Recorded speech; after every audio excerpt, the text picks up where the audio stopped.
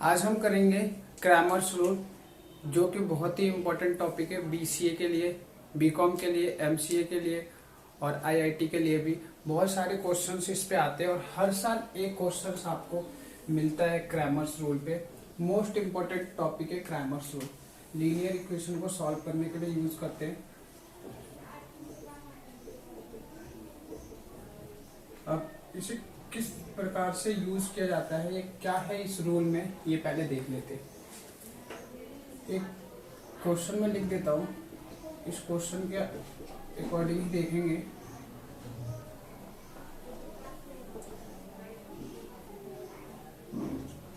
Cramer's rule, Cramer's rule को करने के लिए बेसिकली हमें बस डिटर्मिनेंट इवेलुएट करना आना चाहिए, डिटर्मिनेंट को सॉल्व करने आना चाहिए, डिटर्मिनेंट की वैल्यू फाइंड करने आनी चाहिए। उसके बाद इसमें कुछ नहीं होता। क्रैमर्स रूल सबसे इजी मेथड होता है इक्वेशन को सॉल्व करने के लिए। सबसे पहले एक हमने ए बना लिया, ए नाम से मैट्रिक्स, और वो मैट्रिक्स क्या होगा, एक्स वाई का कोफिशिएंट 2 3 3 -4, ये हो गया। देन एक हमें ए एक्स बना लेना है। ए एक्स इससे पहले हम इसका डिटरमिनेंट फाइंड कर लेते। ए का डिटरमिनेंट कितना हो गया, -8 और -9। दैट मीन्स ए का जो डिटरमिनेंट आया है वो आया है हमारे पास -17। यहाँ पे एक स्टेप चेक करना होता है, क्या ए का जो डिटरमिनेंट आया है वो नॉट इक्वल टू 0 है, इक्वल टू 0 है, ये चेक करना होता है। तो ये नॉट इक्वल टू 0 है। जब भी नॉट इक्वल टू 0 आए तो इसका मतलब यूनिक सॉल्यूशन है। यहाँ पे हम मेंशन करेंगे यूनिक सॉल्यूशन, मतलब वन सॉल्यूशन।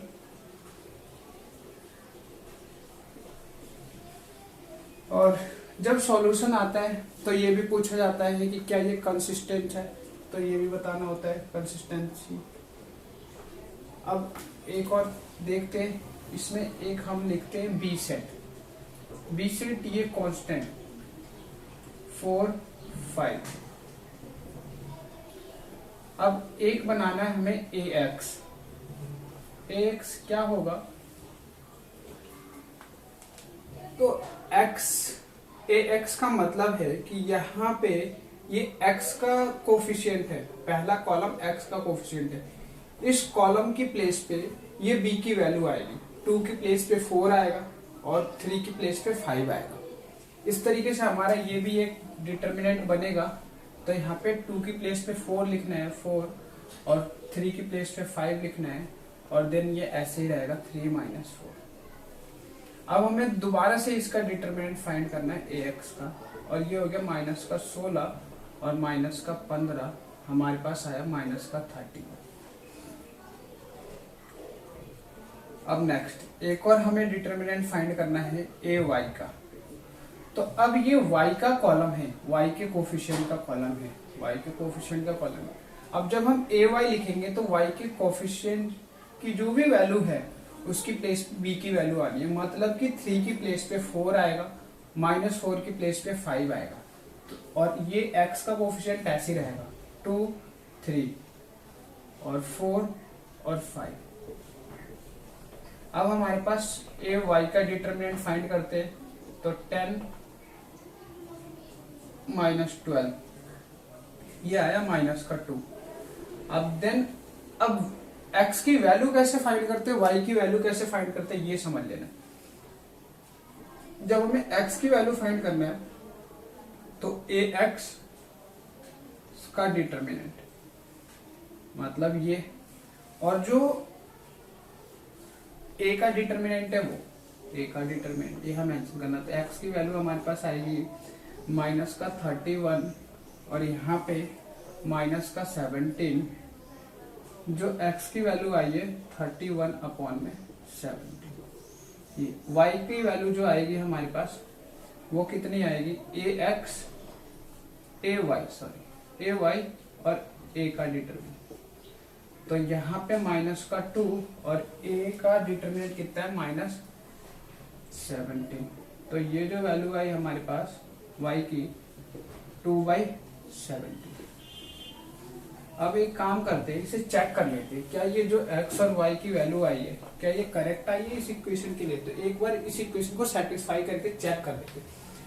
इस वाले इक्वेशन में रखता हूँ, ये LHS हो जाएगा। आज जब मैं चेक करूंगा तो LHS हो जाएगा और ये 4 RHS। तो एक तरफ की वैल्यू उठा लेता हूँ LHS।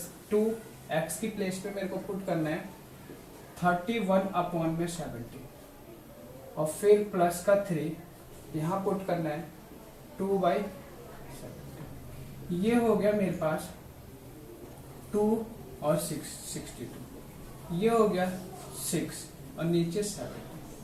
इसे ऐड करते हैं तो 68 हो गया और 17 से डिवाइड करते हैं तो 4 टाइम्स में हमारे पास आता है। ये 4 क्या है LHS RHS की वैल्यू। LHS तो हमने सॉल्व करा, ये किसकी वैल्यू है RHS की वैल्यू है 4।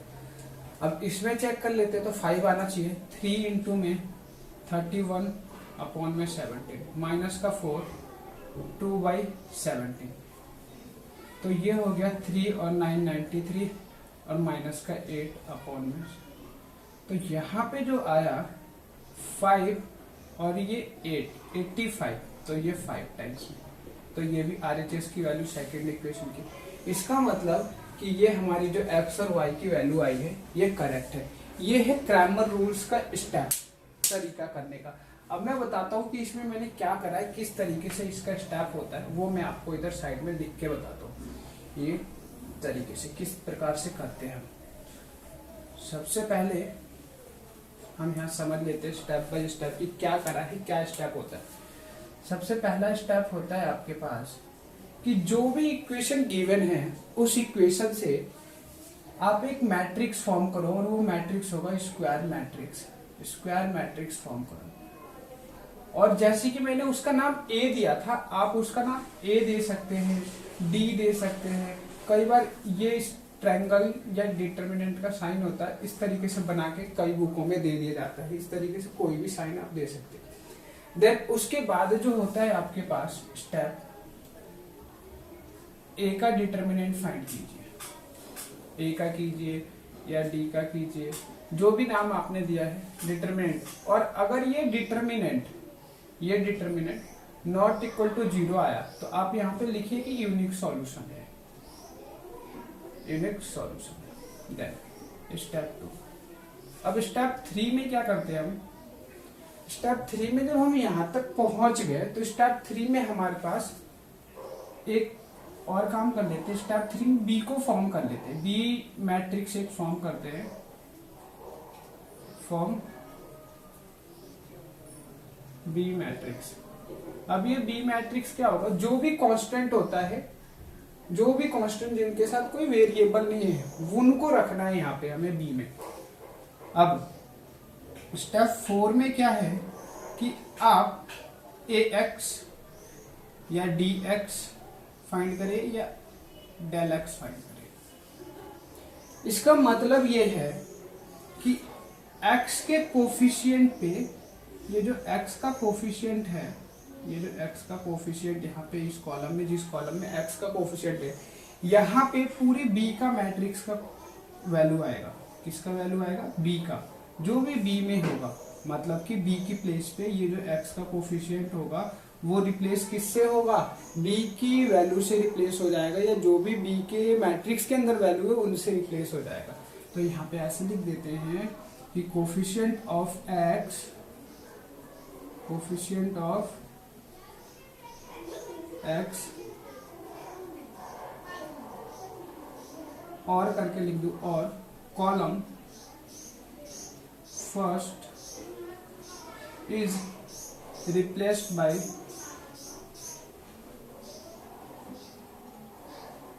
B matrix। Value of B matrix या element of B matrix, element of, यहाँ एलिमेंट लिख देते, element of B matrix. Then step 4 5th में क्या करना है, ax का या dx का या डेल x का, इन तीनों का डिटरमिनेंट फाइंड कर लेना है। ये स्टेप हो गया। नेक्स्ट हमारा स्टेप ये कहता है कि जब आप इसका डिटर्मिनेंट फाइंड कर लेते हैं तो अब आप y का बनाइए।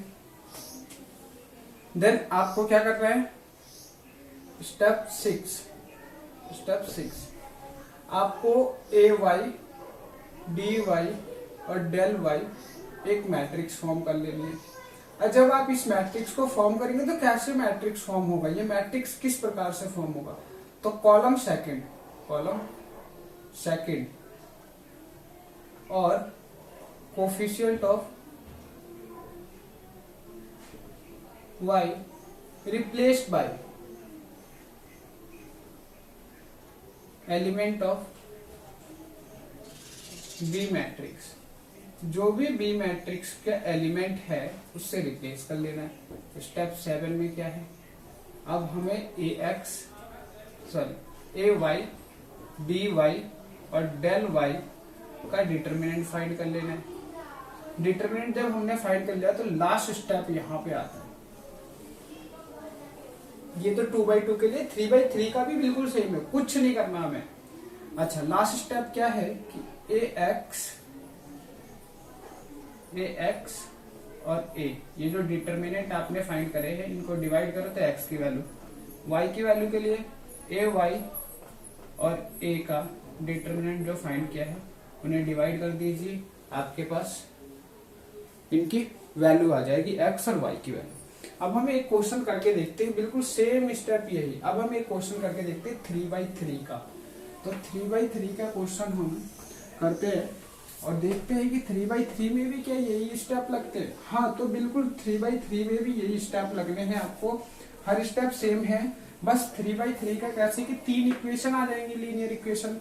3 इक्वेशन होने की वजह से हमारा जो डिटर्मिनेंट होगा वो 3/3 का हो जाएगा, दैट मीन्स 9 एलिमेंट हो जाएंगे। अब हम 3/3 का एक क्वेश्चन करते हैं क्रैमर्स रूल से। 3/3 का जब हम फॉर्म करते तो सबसे पहले हमें a बना लेना है। a क्या है, पहले x का कोफिशिएंट 1, फिर -4y का कोफिशिएंट, फिर z का कोफिशिएंट -1, फिर सेकंड इक्वेशन में सेकंड रो में आता है, जो भी सेकंड इक्वेशन की कोफिशिएंट होती है x y z की वो सेकंड रो में, तो x का कोफिशिएंट 2, y का कोफिशिएंट -5 और z का कोफिशिएंट 2। फिर थर्ड रो में थर्ड इक्वेशन -3, x का कोफिशिएंट, y का 2 और z का 1। ये हमारे पास a बन गया। अच्छा, हम साथ के साथ यहाँ पे b भी बना लेते हैं, 11, 39 और 1। ये b मैट्रिक्स हो गया। अब हमारा काम ये है कि a का डिटर्मिनेंट फाइंड कर लेते। तो सबसे पहले a का डिटर्मिनेंट फाइंड करते हैं। यहाँ प्लस, यहाँ माइनस, यहाँ प्लस, तो 1 लिखा और ये 2/2 के फॉर्म में लाइनें आएंगे। पहले एक्सपेंड करते हैं तो 2/2, ये माइनस, पहले ये वाला माइनस लिखा, देन माइनस का 4, ये एलिमेंट का साइन और वैल्यू भी, फिर हमने 2/2 का, फिर यहाँ पे पहले प्लस का साइन, तो प्लस माइनस माइनस हो जाएगा, तो मैं माइनस लिख देता हूँ और ये 2 बन गया। अब ध्यान से देखिए, इस रो के सारे एलिमेंट को छोड़ना है और इस कॉलम के सारे एलिमेंट को छोड़ना है, तो बचा -5, 2, 2, 1। इस रो के सारे एलिमेंट को छोड़ना है और इस कॉलम के सारे एलिमेंट को, बचा कितना, 2, 2, -3, 1। इस रो के सारे एलिमेंट को छोड़ना है और इस कॉलम के, तो बचा कितना, 2, -5, -3 और 2। अब हमें डायगोनल को मल्टीप्लाई करने हैं, डायगोनल एलिमेंट को और नॉन डायगोनल को मल्टीप्लाई करके माइनस, ये प्लस हो जाएगा तो प्लस का 4, इधर 2 हो गया, इधर नॉन डायगोनल है, मल्टीप्लाई कर लेंगे और माइनस करना होता है, तो माइनस का 6, तो ये ऐसी हो गया। और -6, जैसे -6 मैंने माइनस का साइन लगा दिया, माइनस करना था और -6 लिखा, तो ये प्लस का 6 बन जाएगा। तो मैं डायरेक्ट यहाँ पे प्लस का 6 मेंशन कर देता, -1, ये 4 हो गया और इधर माइनस आता है तो पहले माइनस लगा लिया। अब ये कितना हो जाएगा, प्लस का 15 हो जाएगा, तो प्लस का 15। यहाँ पे हमारे पास माइनस का 9, यहाँ पे 8 हो गया, 8 4 जा 32, और ये हो गया हमारे पास -15 में से 4 यदि हम निकाल लेते तो माइनस का 11, और -11 से 1 मल्टीप्लाई करेंगे तो प्लस का 11। अब यहाँ पे बचा हमारे पास 11 में से 9 निकाल लो तो 2, तो ये डिटरमिनेंट कितना हो गया 34। मतलब कि जो ए डिटरमिनेंट की वैल्यू आई है वो कितना आई है 34। तो A determinant does not equal to 0। इसका मतलब कि यूनिक सॉल्यूशन है हमारे पास, यूनिक सॉल्यूशन। देन अब हमें ए एक्स निकाल लेना है। ए एक्स एक डिटरमिनेंट फॉर्म करेंगे हम, और ए एक्स डिटरमिनेंट कैसे फॉर्म करेंगे, तो जो भी एक्स का कोफिशिएंट होगा वो बी के एलिमेंट से रिप्लेस हो जाएगा। तो एक्स का कोफिशिएंट ये है 1 2 -3। 1 11 से रिप्लेस होगा, 2 39 से रिप्लेस होगा, और -3 1 से रिप्लेस होगा। तो इनकी प्लेस पे ऐसे लिखा जाएगा 11 39 और 1। अब ये जो y के कोफिशिएंट और z के कोफिशिएंट ये एज इट रहेंगे, तो -4 -5 और 2 -1 2 1। अब देन इसका डिटरमिनेंट फाइंड करना है, प्लस माइनस प्लस। तो अब मैंने ए एक्स का डिटरमिनेंट फाइंड करने के लिए सबसे पहले 11 मेंशन करा और 2/2 का डिटरमिनेंट फॉर्म करना चालू किया। फिर प्लस का 4 हो जाएगा क्योंकि माइनस माइनस प्लस हो जाएगा, फिर यहाँ पे माइनस का 1, फिर अब हमारे पास इसमें आएगा -5 2 और 2 1, क्योंकि इस कॉलम को छोड़ना है, इस रो को छोड़ना है। देन अब जब मैं इस पे आऊंगा 4 पे, तो इस कॉलम को छोड़ना है, इस रो को छोड़ना, 39 2 और 1 1 बचेगा। इस कॉलम को छोड़ना है, इस रो को छोड़ना है, तो हमारे पास 39 -5 और 1 और 2 बचेगा। ये हो गया हमारे पास -5 और -4 इंटू में 11 प्लस 4, 39 -2 और -1। ये हो गया हमारे पास 78, 39 2 से 78 और प्लस का 5। ये एक्स का डिटरमिनेंट। अब मैं आपको बता दिया प्लस का 5 कैसे आया, क्योंकि हमारा क्या होता है यहाँ पे नॉन डायगोनल मल्टीप्लाई करके माइनस करते, तो ये 1 और -5 ही होता है, तो इस माइनस से ये प्लस बन जाता है, तो यहाँ पे प्लस। अब ये हो गया हमारा -9 और इंटू में 11, दैट मीन्स -99। यहाँ पे आएगा हमारे पास 37, तो 4 इंटू में 37, ये 1। यहाँ पे आएगा हमारे पास 3 और 83, तो 99 और -83, ये माइनस के थे एक साथ कर लिया, और ये प्लस के, तो यहाँ पे प्लस का हो जाएगा 28 और यहाँ पे 2 148, ये हो जाएंगे हमारे पास। अब पहले हम माइनस वाले ऐड कर लेते हैं, तो ये हो गया हमारे पास 2 और ये 18 माइनस, और ये 148। तो यहाँ पे जो वैल्यू आई हमारे पास वो आएगी 4, 12 में से 8 गया 4, और ये 7 में से 4 गया तो 3, तो हमारे पास माइनस का 34। ए एक्स की जो वैल्यू आई हमारे पास माइनस का 34, मतलब डिटरमिनेंट ऑफ ए एक्स कितना आया -34। अब हम निकालेंगे ए वाई का डिटरमिनेंट।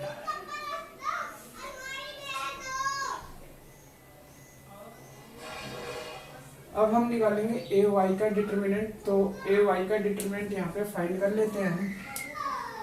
तो ए वाई पहले हम डिटरमिनेंट फाइंड करते हैं, और ए वाई डिटरमिनेंट कैसे फाइंड होगा तो पहले ये समझना है। तो जो भी अब वाई का कोफिशिएंट होगा वो बी के एलिमेंट से रिप्लेस हो जाएगा, तो बी मैट्रिक्स का एलिमेंट है इनसे रिप्लेस हो जाएगा, मतलब -4 11 से रिप्लेस होगा, -5 39 से रिप्लेस होगा, 2 1 से रिप्लेस होगा। तो यहाँ पे x और z का कोफिशिएंट ऐसे रहेगा 1 -3, और यहाँ पे लिखा जाएगा 11 39 और 1 और -1 2 और 1। देन अब इसका फिर से डिटरमिनेंट फाइंड करेंगे, तो प्लस माइनस प्लस, ये हमारे पास, अब मैं डायरेक्ट करता हूँ 39 माइनस का 2 -11, इसे और इसे छोड़ा तो ये हो गया 2, और इधर हो गया प्लस का 6, यहाँ पे माइनस का 1, तो इस कॉलम को छोड़ा, इस रो को छोड़ा तो ये हो गया 2, और ये हो गया हमारे पास 39 को 3 से मल्टीप्लाई, तो यहाँ पे प्लस 27 और 2 9 और 2 कितने हो गए 11। हमारे पास यहाँ पे 37, यहाँ पे बचा माइनस का 88 की भी 8 को मल्टीप्लाई करेंगे 11 में तो 88, और फिर यहाँ पे आया आपके पास माइनस का 119। अब हमें माइनस का 119 और 88 को ऐड कर लेना है, तो 37 को बाहर निकाल देना है। तो पहले हम 119 और 88 इन्हें ऐड कर लेते हैं। तो ये हो गया 17 और ये 10 कैरी 1 207, और इसमें से 37 बाहर तो 0, और यहाँ पे 10 में से 3 गया तो 7, और 2 में से ये 1 बन जाएगा तो 170। तो यहाँ पे आया है आपके पास 107, वो भी किसका, माइनस का 170। ये वैल्यू आई है किसकी, ए वाई के डिटरमिनेंट के। तो यहाँ पे लिख देते हैं ए वाई का जो डिटरमिनेंट है -107। अब हमें बनाना है इसका ए जेड का। तो ए जेड के वाले प्लेस पे जो भी जेड का कोफिशिएंट है वो बी के एलिमेंट से क्या होगा, रिप्लेस हो जाएगा। तो अब हम करते हैं बी के एलिमेंट से रिप्लेस करते हैं इसको यहाँ पे। तो ए जेड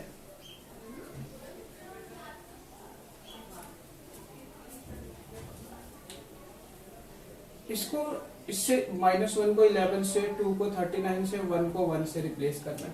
तो यहाँ पे मेंशन करेंगे 1 2 -3 -4 -5 और 2 11 39 और 1। देन फिर से इसका डिटरमिनेंट, तो डायरेक्ट कर देता हूँ ए जेड डिटरमिनेंट। इस कॉलम को छोड़ना है और इस रो को छोड़ना है। तो हमारे पास माइनस का 5 और माइनस का 78, फिर यहाँ पे प्लस का 4 बन जाएगा, माइनस माइनस प्लस 4। तो इस कॉलम को छोड़ना है, इस रो को छोड़ना है। तो 2 और ये प्लस का फिर से हमारे पास 9 या 27 और 2 11, 9 2 11, फिर प्लस का 11। इस कॉलम को छोड़ना है, इस रो को छोड़ना है। तो 2 2 4 और माइनस का 15। अब हमारे पास ये हो गया माइनस का 83, और ये हो गया हमारे पास 4 इंटू में 119, फिर यहाँ पे हो गया 11 इंटू में माइनस का 11, तो -183, और फिर यहाँ पे माइनस का हो जाएगा 121, और प्लस का हो जाएगा यहाँ पे 9 4 जा 36, और 4 1 जा 4 और 3 7 और 4, ये बनी। पहले हम इन दोनों को ऐड कर लेते हैं, 121 और 83 को ऐड कर लेते, तो 4 0 और इधर हो गया 2 माइनस का। अब 4 7 6 में से